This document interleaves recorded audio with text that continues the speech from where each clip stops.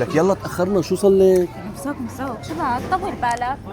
يلا شو صار لك؟ جاي بدي آكل قاعدة عم تنقي بهالغراض. لك طول بالك. يعني كرهتيني نزلي على السوق وسوق الشام القديمة، عم بقول لك جوعان وبدي آكل، شو قصتك؟ لك يا الله شو بتضلها بصلتك محروقة، مشي معي مشي. مشان هيك مبردة قلبك، جبتينا على مطعم أليسار. عامل عروض عم تحكي فيها كل الشام.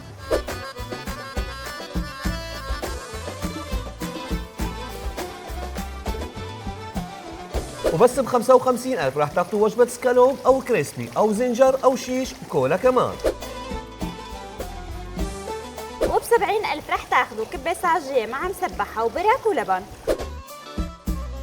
يا عيني على المعجوقة الحلبية بالأشقوان والمكسرات مع قرص كبة وقرص برك ولبن وسعرها بس 95,000.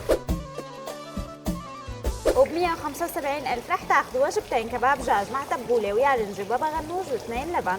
وب 225,000 رح تاخذوا وجبتين كباب حلبي مع يالنجي وسلطة وبابا غنوج واثنين لبن عيران.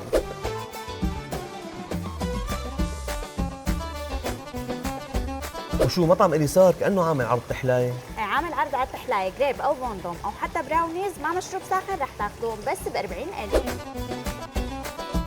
والأرجيلة مع أي عرض رح تطلبه رح يكون سعرها بس 20,000. بتعرفي شو؟ شو في كمان؟ يوم ورايح قد ما بدك تأخري بالسوق. يا سلام على هالخبريات الحلوة.